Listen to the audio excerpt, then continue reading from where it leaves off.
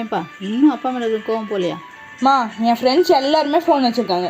எனக்கு ஒன்று வாங்கி தர சொல்லி கேட்குறேன், அப்படி திட்டுறாங்க. உங்கள் அப்பா செருப்பை மாற்றி எத்தனை வருஷம் ஆகுது தெரியுமா? இன்னும் அதே ஓட்ட செருப்பை தான் போட்டுட்டு இருக்காங்க தெரியுமா? போங்கம்மா, எப்போ பார்த்தாலும் இதாக சொல்லிட்டு இருக்கீங்க.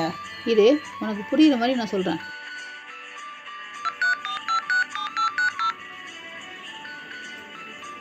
ஹலோ ஹலோ அண்ணா, எப்படி இருக்கீங்க? நல்லா இருக்கு தங்கச்சி, நீங்களும் எப்படி இருக்கீங்க? நாங்களாம் நல்லா இருக்கண்ணா. ஒரு சின்ன ஹெல்ப்பு. சொல்லுமா. அது ஒன்றும் இல்லைண்ணா, எனக்கு உடம்பு சரியில்லை, 5000 வேணும்.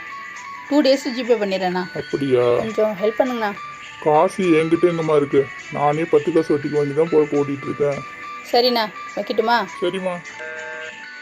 பாத்தியா, இப்போ நான் எமர்ஜென்சின்னு காசு கேட்டால் கூட காசு கொடுக்கறதுக்கு யாரும் ரெடியாக இல்லை. ஒரு ஃபோன் தானம்மா கேட்டேன். ஃபோன் கேட்டால் நான் தப்புன்னு சொல்லவே வரல. அந்த செலவு நமக்கு இப்போ தேவையா? அதை மட்டும் பாரு.